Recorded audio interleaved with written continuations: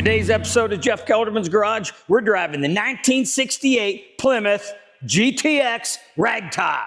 And yes, it's got a Hemi. Hey, Jeff Kelderman here. Welcome to my garage. For each episode, we're going to sit down, we're going to grab a hot rod, bike, a race car, and we're going to sit down and talk about how I took this car and how we turned it into what it is today. And the prize in my collection, the original Joe Dirt movie car. So when you got deer tattooed on your ribs and this car comes up for sale at Barrett-Jackson, you're going to figure out a way to make it work. And I did. Speaking of American muscle, we've even got Kyle Petty's high school car right here. Hell, even my wife's car's 550 horsepower. We're even going to get out of the garage a little bit. We got a couple special places this thing's going that you're really gonna like. You're gonna follow me to the racetrack and see how good or maybe not so good a driver I am. You're gonna see a lot of Viper action. 6-speed, old school, no traction control. What could go wrong? Doing it.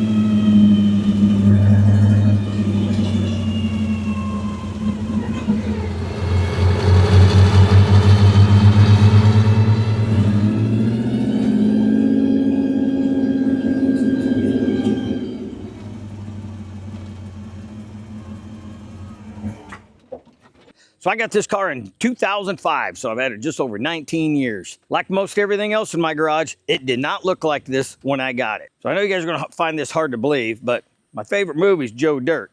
And in that movie, the red convertible is a GTX. Now, I didn't really care that that was a 67 and this was a 68, but being that I had missed out on the original Joe Dirt car back in 2001 to get a convertible, kind of like the movie, that was kind of what I was thinking back then. So I found this car on eBay, and it was clear out in Pittsburgh, suburb. I called the guy about it. We ended up making a deal. Now, GTX convertibles are really rare. I mean, total 67, 68, 69. I don't even think there's 2,500 convertibles made. I do know there's less than 1,100 made in 68. So to say these are rare cars is an understatement. I actually hate to say it, but I actually had an Indian motorcycle I even sold to help fund the bill when I picked this car up. So I went out and picked up the car. You know, it was a nice driver. You can see from the picture here, you know, most people would have been perfectly happy to own the car just the way it was, but not me. I had a vision of what we were going to do. So drove the car for that summer, 440, 4-speed, and we had just got Superbird done coming back from SEMA. I'd already had my ideas on what I wanted to turn this car in and have it at SEMA the following year. So SEMA is usually the first week of November. Took a little bit of time off, and then bam, Thanksgiving weekend, I pulled this into the shop and we totally tore this apart. So I had the vision for this. I had a Hemi motor that I had built. Even before I got Superbird, I had that Hemi motor. Obviously the Bird being a 6-pack car, I wasn't gonna pull that motor out and put the Hemi in it. So I knew when I got this, the Hemi was gonna go in it. Little did I know that later on this summer, Gary Blunt, who's a photographer for a bunch of automotive magazines back then, was coming to Kelderman's to do a bunch of features on our trucks. And when he saw the car project and he saw the Hemi, he's like, I got exactly what you need. And what is that, you may say? Hillborn fuel injection. So the only thing really original on this car is the body, you know, the windshield, the rag top, and the rear axle. Everything else I replaced. So starting at the front, we got rid of all the factory suspension, went with the Riley Motorsports front end. That converts it over to a coilover A-frame style. You get a new K-member, rack and pinion steering. You know, this thing, now this thing, instead of the old Plymouth, you know, turn the steering wheel this far just to change a lane, now it's like a BMW, man. It's super tight steering. I totally gutted the wiring harness. We went with a painless wiring system. We'll show you the interior here in a second. Coming around to the rear, we do have the Dana rear suspension, but I designed my own 4-link suspension, that being my daily job, designing suspensions. We took our 4-link, some of our bars, Hymens, designed a triangulated 4-link suspension, QA1 coilovers, and then I designed my own sway bar. My friends out at Roadmaster made it for me. We got rid of the original OEM fuel tank and went with a 25-gallon race car fuel cell. We got a large fuel pump feeding this Hillborn.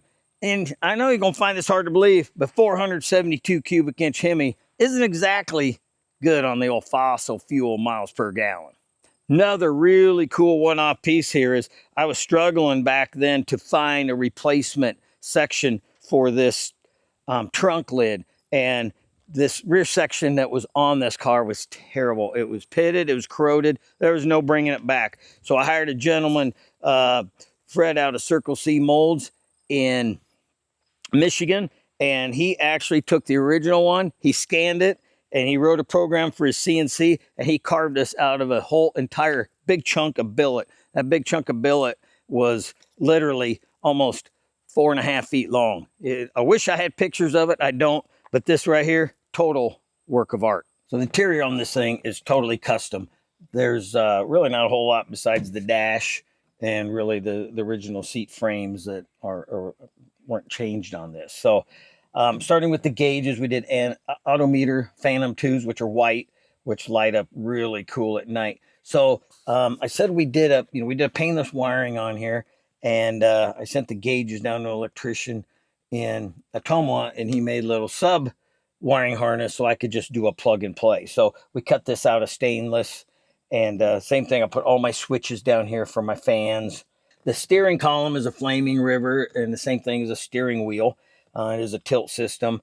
Again, we were able to tie in to the turn signals with the painless wiring kit. The interior in this is an all custom leather that I had a guy out of Wisconsin do. It has the green and the black. It's got a little bit of fading to it, but it still kind of has that vintage look. And you'll see this thing got a lot of custom center console. So this was back in the day when we had partnership with Phoenix Gold. We were doing, we had the Superbird at CES. We had, the Harley truck at CES. Well, this was actually at SEMA with Cherry Bomb. So Cherry Bomb had a big kickoff party. We had the car there. We were all having a good time. About 11 o'clock, half crocked. We fired this thing up in the convention center, and it didn't take long for security to politely tell us with a few F-bombs to turn that goddamn thing off with a few F-bombs in there. So anyway, we've had a lot of fun with this car, taking it to some pretty high-profile shows. Same thing with the door panels. They're leather, which really gives this thing kind of that luxurious hot rod feel to it. So all these speaker pods were made by Jason Shalomany. He works for us. He's been working for Kelderman since about 2004, back we started building the truck. So all the Superbird in this, and the Screaming Diesel, Big Red, all the stereo gear that we've had in these nice trucks over the years, he did all of them. So the stuff's held up amazing. And we had to color match this 68 Mopar green. The speaker pods in the back are just killer as well.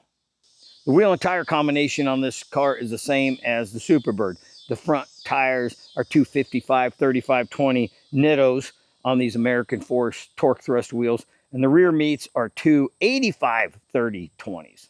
Obviously, when you're running big wheels, you got to have big brakes, which is what we have here. We have the drilled and slotted Bear brakes on this car.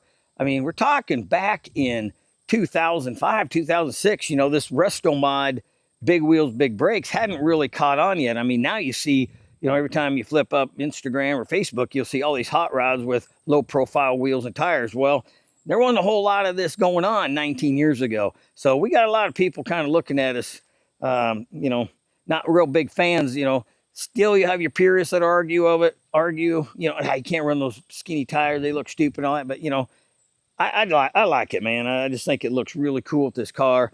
So all this modern technology, wheels, tires, brakes, fuel injection, wiring, everything that used to give you troubles on old muscle cars have been addressed on this. You could take off and drive this thing, 1,000 miles each direction, assuming you got enough money on that credit card, because this thing does drink some fuel.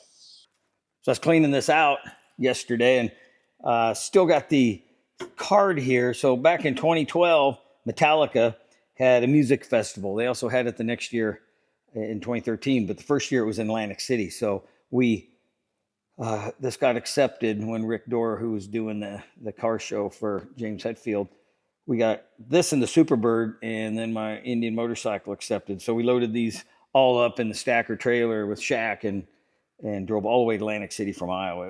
It was a long trip, man. The Shaq's a cool truck, but it doesn't have enough power to be pulling the 2 cars in a stacker. But we made it, and one of the coolest things was not only meet a bunch of cool guys, but we were literally sitting in the back seat watching Metallica at the other end of the stadium, with the big screens. It was just awesome. But this got shoved under the seat, so it was really cool to still have that. I'm a real trinket guy, so when I go to events, I try to pick up some souvenirs. So the guys that were putting on the Metallica show let me keep the sign that said garage. So keep it up here every day. Got another little memory. Awesome times, man. So the goal when I was building this car was I wanted to have the engine bay as clean as possible because I just wanted to showcase this Hemi. I mean, growing up, what kid doesn't dream of having a 426 Hemi? Well, we went one step further. We made this a 472 Hemi. So this started out with a brand new Mopar block, brand new Mopar heads, and we did Eagle crank, Eagle H-beam rods and pistons. I had my local drag race guy, Jim Van Zee, here in Oskaloosa. He's an iconic Mopar guy. He has been building drag race motors for his entire life. I mean, he literally has been racing at Eddyville drag strip for 50 years plus. So he built a motor for us. And again, you got to rewind. We're talking back in 2005. So before we talk about the fuel injection, we put a March Serpentine belt conversion on it. Wanted everything clean. We put the electric fan on the front side of the aluminum radiator. We went with a power stop master cylinder, and that ties into the actual power steering pump. So, these bare brakes, I mean, you tap the brakes and it stops like a modern day sports car. So for like the wiring for the electric fan and for the headlights, we ran it all inside the motor. So when you really look in here, you don't see a whole lot of wiring. Now, being a convertible in a car, I'm not driving it in the rain. I did remove the factory windshield wiper motor because that's pretty ugly. And this being a painless wiring kit, I was able to get rid of all this ugly wiring on the rocker panel that the Mopars have. So the other thing I did is the ECU. You'll see I ran all the wires right here through the firewall. So I got the ECU for the Hillborn fuel injection, and the ignition system is on the firewall right where the passenger feet goes.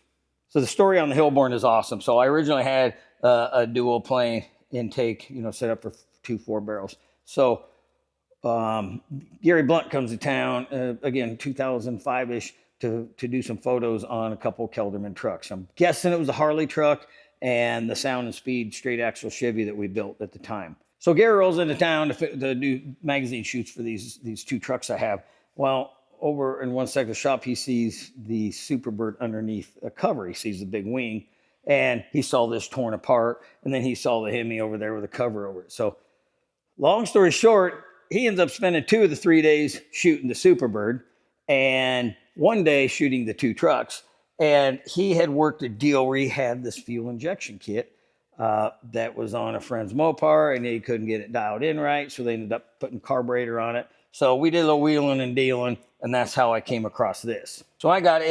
It had the short stacks on it, and they were powder coated silver. I called Hillborn and got these tall stacks because I really wanted to do the stack sticking through the hood look, just old school, man, like an old funny car. That's just, I grew up playing with models, and this just had the look I wanted. So of course, since this was going to SEMA with the Cherry Bomb crew, it's got Cherry Bomb mufflers on it. We went with hooker headers that go straight into those Cherry Bombs, and we're running 3-inch pipe straight out. And I just like side exiting exhaust. So I know you find this hard to believe, but literally the night before we're leaving for SEMA, we're out here at 1 a.m. welding this whole exhaust together. A couple of little cool things to add to the engine bay. We machined these little nut covers for the camber bolts, and then we got the Pentastar on top of the shocks.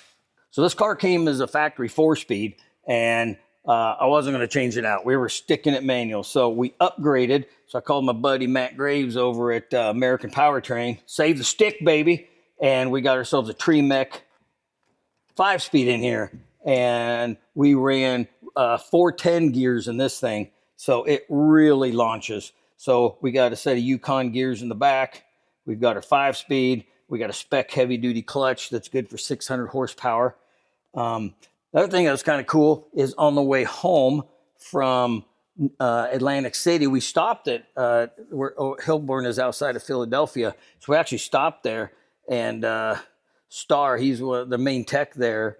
He has his own company now, and he actually came here and tuned on the Pantera a while back. But we actually put this on the dyno for the day, and he went through and set the all 8 butterflies, got this synced, and we laid down 642 rear wheel, so almost 1 horsepower per cubic inch rear wheel horsepower. So we didn't want a real aggressive cam with this thing, because you start getting big cams and 5 speeds, man, it makes it almost impossible to drive on the street. So we kind of went with a mild cam, but boy, this Hemi's got torque for days. It's real easy for me to tell you about the worst day this GTX has ever seen. So it's 2010, Hot Rod Power Tour is in Newton at the racetrack. So Nitto Tires got a big semi there, and we had Superbird and the GTX, both sponsored by Nitto, at the previous 2 SEMAs. So we had ripped up there and just had a blast going up there. We're spending the day, and I was going out with some friends in Des Moines in the big shack truck. So I gave the keys to my cousin Jerry to head home. Well, when I say he was half a mile from the shop, he was probably closer, because he could see the damn shop. He was slowing down, and guess what you got to watch for in Iowa? About dark. That's right, goddamn deer. Bam, there's the fender. We stuck her up on the wall. Did about $10,000 damage back in 2010. The good news is, really, it was the fender, some minor stuff, but it did not get into the hood, which would have smashed into the stacks. But yeah, that's what you're looking at, beat up fender, so I had to put it on the wall. So about right here in my little, we call this the hot rod shop. This is, before I built my garage, this is where I packed all these cars in, but now it's turned into, a little bit of overflow, the junk room, so to speak. And we got a bunch of hot rods and motorcycles. You got a lot of junk. You got wheels, you got racing seats. There's stuff all over this, but this is the actual sign that was at the Cherry Bomb booth, 32731, built by Kelderman Air Ride, engine drive, 472 Hemi, Jim Van Z Racing, Cherry Bomb 3.5-inch exhaust, Fluxolite radiator and electric fan. I remember that, talking to them. They sponsored that. That was really cool. We got the Hillborn electronic fuel injection. So this is back in the day before the computers. I mean, I showed you in that one picture. These are all screws where you fine tune it. So there's a lot more to dynoing them, these old school fuel injection, than compared to the new stuff where you just sit there and type in your stuff on your computer. And so this is the Keisler Engineering, which is now, I believe, American Powertrain. I mean, that's where I got it from. We did a PML diff cover that you'll see in the underneath video. Got torque thrust wheels, bare brakes. So xenon lights. So this is back before the LEDs. I mean, you're talking 18 years ago, man. A lot of stuff was different back then. You got your Nitto, your Painless, Optima batteries. They were a big sponsor of mine back in the day. And then the paint, I didn't talk about it. So the Sickens paint, DeVore Motors, which is now another dealership. But these guys, so what I did is I tore the whole car completely down, and I put it on a little dolly so you could roll it around. And these guys painted this, we picked color as original 68 Mopar colors. So they did a fantastic job. And they worked with me, gave me a good deal. We had about several shows up there, helped promote their body shop. Their painter back there, I wish I could remember his name, was really, really good. Year one, they sponsored the valve covers, and then autometer gauges, flaming river steering wheel column. Back in the day, we were all Kenwood. And let's see, you got the interior, Phoenix Gold subs, stereo insulation by Donner. Donner still works for me, man. It's had a lot of fun in this car. And kind of cool to still have that same old sign to show people.